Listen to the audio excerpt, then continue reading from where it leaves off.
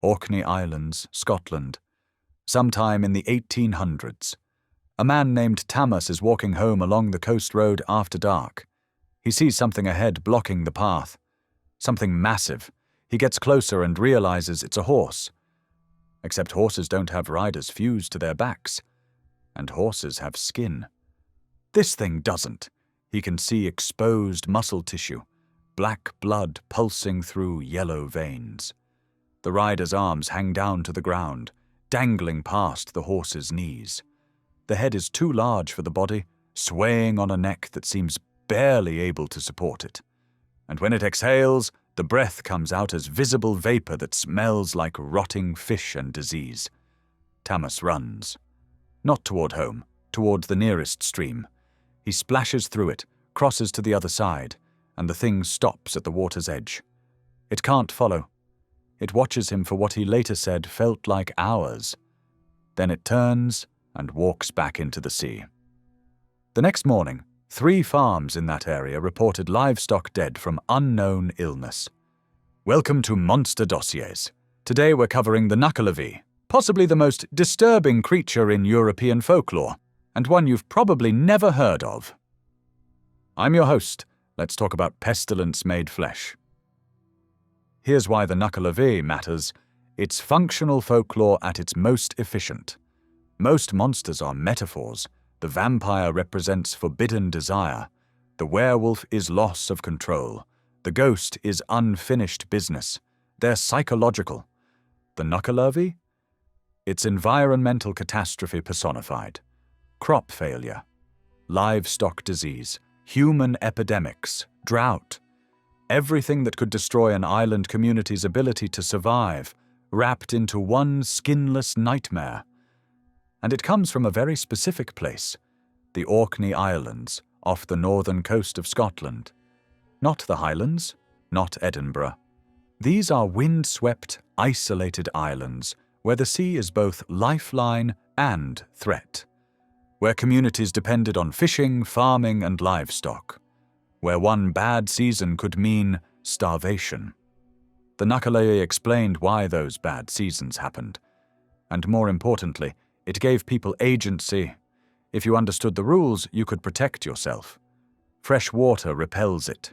Burning seaweed keeps it at bay. The sea mither traps it underwater most of the year. That's not random supernatural horror. That's a community encoding survival knowledge and environmental patterns into memorable narrative form.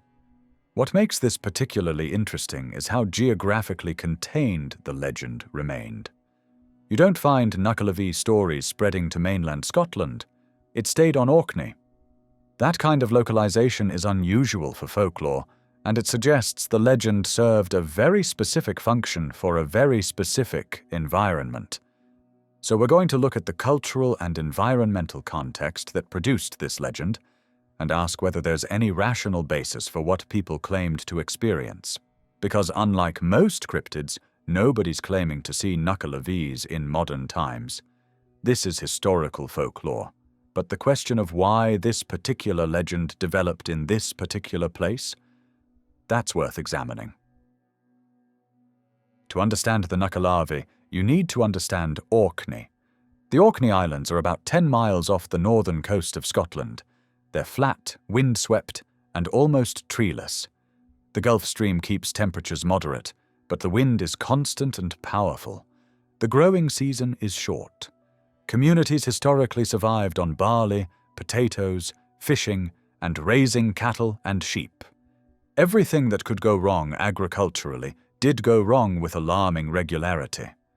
Crop blight from excessive moisture, drought from unusual dry periods, livestock diseases spreading through confined island populations, failed fishing seasons when migrations didn't arrive. These weren't occasional disasters, they were recurring threats. The Nuckelavee legend dates back at least to Norse settlement period, 800s to 900 CE, though it likely has older indigenous roots. The name itself might derive from the Old Norse nok, or Nikear, water spirits that inhabited Scandinavian folklore. The Orkney Islands were under Norwegian and Danish control until 1468, so Norse influence on local folklore is significant. What's interesting is how the Nuckelavee fits into a larger cosmological framework. The Orcadians believed in the sea mytha, mother of the sea, a benevolent entity who controlled the ocean during spring and summer. She kept the Nuckelavee imprisoned beneath the waves. But in autumn and winter, her power waned, and another entity called Teran, sometimes described as the sea mytha's adversary, gained strength. During this transition period, the Nuckelavee could escape. This maps directly to seasonal agricultural reality. Spring and summer were productive seasons. Autumn brought harvest, but also the risk of crop failure if weather turned bad. Winter was the dangerous period when stored food had to last and livestock were vulnerable to disease in close quarters. The Nuckelavee wasn't random chaos, it was seasonal threat made manifest. Another detail worth noting: burning seaweed as a protective measure. Orkney has massive kelp beds. Historically, kelp was harvested and burned to produce soda ash for soap and glass making. It was an important economic activity. The smoke from burning kelp is thick, acrid, and carries far on the wind. So the protective folklore reinforced economically valuable activity. Burn kelp, ward off the Nuckelavee, and produce marketable goods. That's elegant cultural engineering. The most detailed Nuckelavee account comes from Walter Traill Denison, an Orcadian folklorist who documented local traditions in the late 1800s. He recorded the story of Tamas, the man I mentioned in the opening. According to Denison's account, Tamas was walking home from a social gathering when he encountered the Nuckelavee on a coastal road. The description Tamas provided was unusually specific. The creature's head was massive, swaying on a neck too weak to support it properly. The single eye glowed like a burning peat. The mouth gaped open, revealing a black tongue and broken teeth. The arms touched the ground when it walked. Tamas described the overwhelming smell, not just rotting fish, but something chemical, something wrong. He said it made his eyes water and his throat close. He ran for the nearest stream, a small burn, Scottish term for creek, that crossed under the road. He splashed through and climbed the opposite bank. The Nuckelavee stopped at the water's edge. Tamas said it made a sound, not a roar or scream, but a wet, rattling exhalation like someone drowning. It stayed there for an indeterminate time. Tamas eventually made his way home by a circuitous route, staying near fresh water sources. Within 2 days, several cows in nearby farms developed symptoms that sound like foot and mouth disease: fever, blisters in the mouth, lameness. 3 died. The surviving cattle recovered slowly. Correlation isn't causation. But from the perspective of an 1800s Orkney farmer, the pattern was clear. Nuckelavee appeared, cattle died. The legend explained the experience. Another account from the same period describes a fishing crew that saw something large and pale moving under their boat in deep water. When it surfaced briefly, they described a skinned horsehead with a mouth that opened impossibly wide. The next 3 days, their nets came up empty or filled with fish already dead and rotting. Rational explanation: they'd anchored near a whale carcass decomposing underwater. The gases and bacteria would contaminate the local fish population. The glimpse of something pale in murky water became a Nuckelavee in retrospect. Or they saw exactly what they said they saw. I'm not here to tell you which interpretation is correct. Let's talk about what we know about disease transmission in the 18th and 19th century Orkney. Livestock diseases spread rapidly in island populations. Limited genetic diversity, close quarters, and frequent contact between farms created perfect conditions for epidemics. Foot and mouth disease, bovine tuberculosis, anthrax, rinderpest, all documented in historical Orkney records. The visual symptoms of these diseases are disturbing. Lesions, swelling, discharge, weakness. Cattle behavior changes. They become lethargic or aggressive. They stop eating.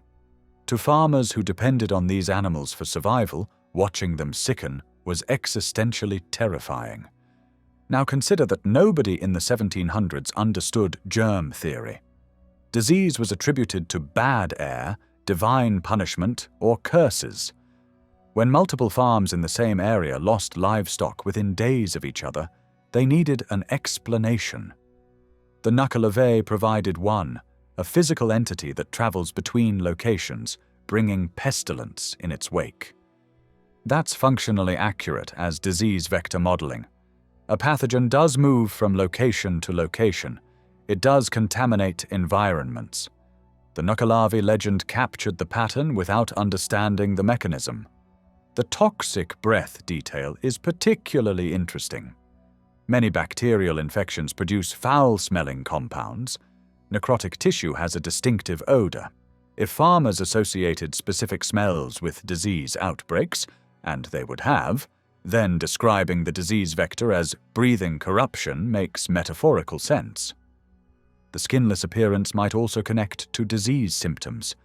Skin conditions, lesions, visible tissue damage, these were common livestock ailments. A creature that looked like disease made visible would be the ultimate representation of what was destroying their herds. Orkney's environment creates specific atmospheric and biological conditions worth examining. Algal blooms. The waters around Orkney experience seasonal algal blooms, some of which are toxic. Red tide events can contaminate fish and shellfish. The visual effect, discolored water, dead fish, would be dramatic and alarming. If these blooms coincided with Nuckelavee reports, you have a potential environmental correlation. Methane seeps. Some coastal areas have natural methane seepage from decomposing organic material in the seabed. Methane bubbling to the surface can create unusual visual effects and produce foul odors. Methane exposure can cause dizziness and hallucinations at certain concentrations. Bioluminescence. Certain marine organisms produce bioluminescent glow. In the right conditions, ocean water can appear to glow or produce eerie light. A large animal moving through bioluminescent water at night could create a disturbing visual effect, appearing larger than it is, creating the impression of something unnatural. Stranded marine life, whales, dolphins, large fish. When they die near shore, the decomposition process is grotesque. Bloating, skin sloughing off, exposed internal structures. A partially decomposed marine mammal viewed in poor lighting could match Nuckelavee descriptions. I'm not saying these factors definitively explain all Nuckelavee reports, but they establish that Orkney's environment could produce experiences that would be interpreted through the available cultural framework. The Nuckelavee has almost zero mainstream presence, and I think I know why. It's impossible to make appealing. Monster design in film and games requires some element of aesthetic interest. Vampires are seductive. Werewolves are powerful. Dragons are majestic. Even grotesque creatures like xenomorphs in Alien have a kind of biomechanical elegance. The Nuckelavee, its skinless horse and human fused together with visible organs and toxic breath. There's no angle that makes that visually interesting in the way modern audiences expect. It's just disturbing. The few appearances it has made are in obscure media. Shin Megami Tensei video game series included it as a demon. Dungeons & Dragons adapted it as a fey creature. A handful of indie horror games have used the name. None of these are culturally significant appearances. The Nuckelavee remains a deep-cut folklore reference that most people have never heard of. Honestly, that's probably for the best. It's kept the legend relatively intact. No Hollywood adaptation that turns it into a misunderstood creature seeking revenge.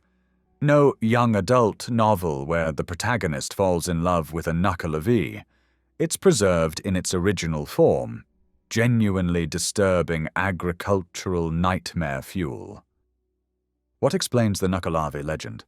Environmental explanation, disease vectors, toxic algal blooms, decomposing marine life, and atmospheric phenomena created recurring patterns of livestock death and crop failure. The Nuckelavee personified these patterns into a comprehensible threat. Psychological explanation. Isolation, harsh environment, and agricultural anxiety created conditions for shared cultural narratives that reinforced safe behaviors. Don't drink from stagnant water. It can carry disease. Burn kelp regularly. Produces economically valuable product, and smoke masks smell of rot. Stay away from the shore during storms. Dangerous. Folkloric evolution. The legend amalgamated existing Norse water spirit beliefs with local environmental observations, creating a unique entity specific to Orkney's needs. Historical disease records. Archival records from Orkney document regular livestock epidemics that align temporally with periods when Nuckelavee stories were most prevalent. The legend explained real events. What I find compelling is the specificity. The Nuckelavee isn't vague like many cryptids. It has detailed appearance, specific behaviors, clear weaknesses, seasonal patterns. That level of detail suggests systematic observation of something, whether that something is environmental patterns, disease vectors, or actual anomalous encounters. The fact that it stayed geographically contained supports environmental explanation. If it was pure fantasy, it would have spread like other Scottish folklore. Its localization suggests it was solving specific local problems. Following traditional Orcadian wisdom, fresh water is protection. If you encounter something threatening near the coast, move inland toward streams or burns. This is actually sound advice. Fresh water sources mean civilization is nearby. Following streams leads to settlements. Burn seaweed regularly. Historically economic activity, now understood as good hygiene practice. Smoke from fires can mask organic decomposition smells and discourage some wildlife. Avoid coastal areas during specific seasons. Late autumn and winter are when Nuckelavee supposedly escapes, also when North Atlantic storms are most dangerous and hypothermia risk peaks. Practical advice encoded in supernatural warning. Trust your sense of smell. If something smells wrong near water, rotting fish, chemical odors, sulfur, leave the area. Could indicate contamination, algal blooms, or decomposing organic matter. Your nose is warning you of legitimate danger. Modern application. The same rules that protected 18th century Orkney farmers still apply. Don't drink from questionable water sources. Be cautious around dead marine life. Respect the ocean's power. The Nuckelavee legend taught these lessons before we understood the science behind them. The Nuckelavee is functional folklore operating at peak efficiency. It's not trying to entertain you. It's not a metaphor for human psychology. It's an environmental threat assessment tool disguised as a monster story. Every element serves a purpose. The seasonal appearance teaches when to be vigilant. The toxic breath warns about disease vectors. The aversion to fresh water directs people towards safe water sources. The repulsion by burning kelp reinforces economically valuable activity. The grotesque appearance, that's intentional. It needed to be memorable and unpleasant enough that people would avoid behaviors that led to encounters. If the Nuckelavee was attractive or mysterious, the warning system wouldn't work.